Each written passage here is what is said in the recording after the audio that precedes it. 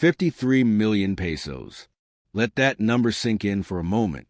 In the world of professional sports, we often hear about the astronomical contracts of NBA superstars or European footballers, figures that seem almost abstract in their magnitude.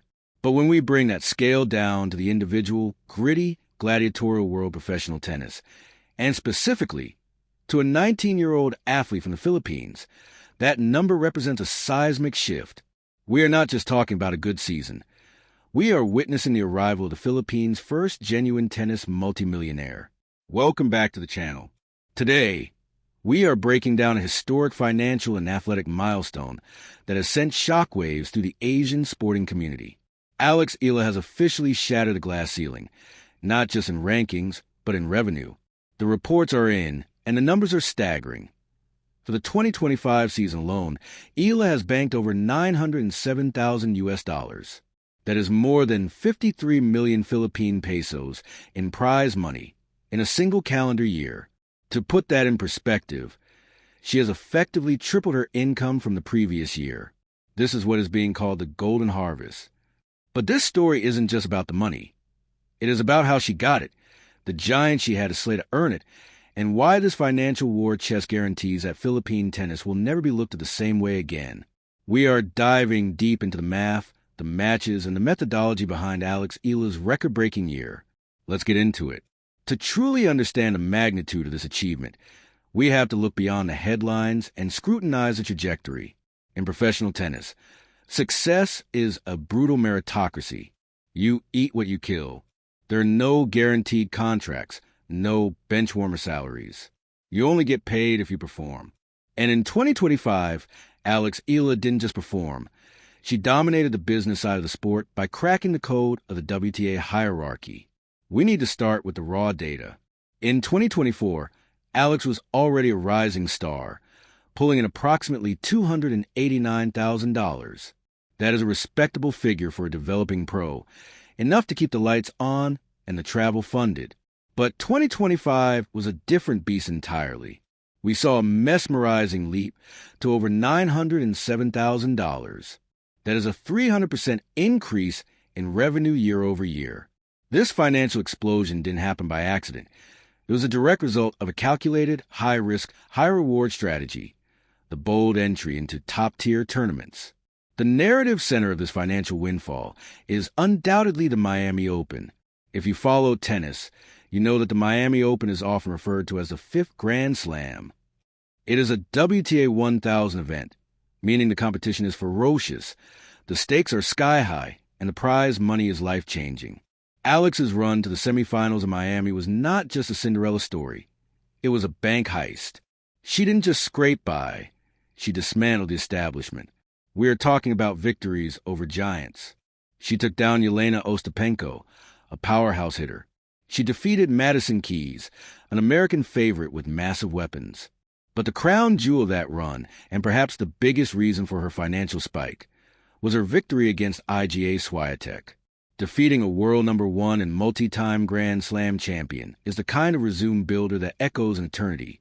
But practically speaking, it translated into a single paycheck of over $332,000.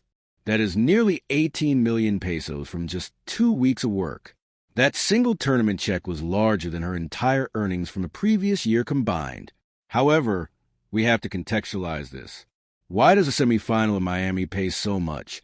And why was Eala able to access it? This brings us to the secret behind her wealth that was mentioned in our opening reports. The power of the top 100. For years, Filipino tennis fans have watched Eala grind to the lower circuits, the ITFs, and the qualifying rounds.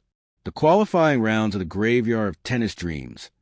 You play grueling matches for pennies just for the right to play in the main draw. But in 2025, by breaking into the top 100 and reaching a career-high ranking of world number 50, Eala unlocked the golden key, direct acceptance. When you are ranked in the top 50, you don't play qualifying.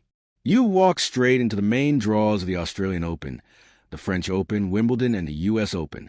This is where the business of tennis becomes lucrative, just entering the main draw of a Grand Slam.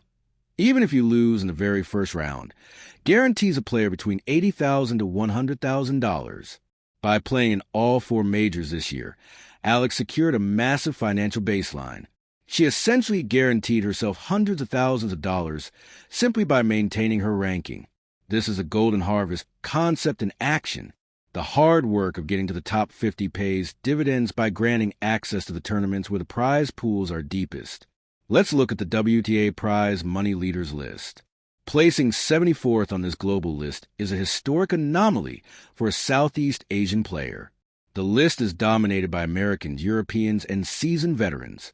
To see a Filipino flag next to the number 74, with nearly $1 million in earnings, proves that tennis in the Philippines has graduated from a niche passion project to a serious, viable commercial career path. But we must also analyze what this money actually represents. Fans might see 53 million pesos and think of luxury cars and mansions. And while Alex has certainly earned the right to enjoy her success in the world of professional tennis, this money is fuel. It is reinvestment capital. Alex trains at the Rafa Nadal Academy in Spain. This is arguably the premier training facility on the planet. The cost of coaching at that level, the physiotherapists, the nutritionists, the intercontinental travel for a full team, the equipment, it is an incredibly expensive operation. In previous years, every dollar had to be stretched. Now, with a 53 million peso war chest, Alex can afford to invest even more heavily in her body and her game. She can hire the best tactical analysts, travel with a dedicated physio to prevent injury, and ensure her recovery is world-class. This deeper pocket leads to better performance, which leads to more wins, which leads to even more money. It is a virtuous cycle, and Alex has officially spun the wheel. It is also crucial to touch on the symbolism of this achievement. The report calls her the first multi-millionaire Pinay in this context. This is about breaking the poverty mindset that often plagues developing sports programs. For decades, the narrative around Filipino athletes, outside of boxing, was often one of underfunding and struggle. Alex Eala has flipped the script. She has shown the Filipino youth that if you possess the discipline, and if you're willing to make the sacrifice to leave home and train with the best, the financial rewards are real and tangible. We mentioned that she surpassed the $907,777 mark. This figure is not just a bank balance. It is a scorecard of resilience. Think about the pressure. When you step onto the court against IGA Swiatek, you aren't just playing for a trophy. You are playing for the future of your team. You are playing to validate the sacrifices of your family. Every forehand winner in that Miami semifinal was worth thousands of dollars. Every ace was a deposit in the bank of Philippine sporting history. To handle that pressure at 19 years old is remarkable. The report suggests that this year, 2025, will be recorded in history not just for the ranking points, but for the financial breakthrough. And I agree completely. Rankings fluctuate. You could be number 51 week and number 60 the next. But 53 million pesos is a permanent resource that secures her future and the longevity of her career. It buys her time. It buys her stability. So, how'd she get here so fast? It wasn't magic. It was wise tournament selection. The input we received highlights her bold challenge to elite players. Instead of playing it safe in smaller tournaments where she was guaranteed to win but paid little, she threw herself into the deep end. She entered the WTA 1000s. She risked early exits with a chance at massive payouts. It was a gambling strategy that required immense self-belief, and it paid off spectacularly. As we look toward the future, we have to ask, what does this mean for 2026? If 2025 was a golden harvest, 2026 could be the year of establishment. With this level of funding, Alex is no longer the underdog scraping for entry. She is now a part of the establishment. She is a top 50 player with the bankroll of a veteran. This changes the psychology of her opponents. When they see her across the net, they aren't seeing a junior champion anymore. They are seeing a $1 million earner who has knocked out Grand Slam champions. In conclusion, Alex Eala's 2025 season is a masterclass in athletic career management. From earning less than $300,000 to clearing nearly $1 million. From fighting through qualifiers to walking into the main draws of Wimbledon and the U.S. Open. From being a hopeful prospect to a financial heavyweight. She has proven that tennis is indeed a serious business. The 53 million pesos is a symbol of every drop of sweat left on the clay courts of the Rafa Nadal Academy. It is a symbol of every lonely flight, every missed family gathering, and every grueling training session. Eala has not just secured her bag, she has secured her legacy. And if this season is any indication, the golden harvest is just the beginning. We will continue to track Alex's journey as she reinvests the success into what we all hope will be an even more historic 2026.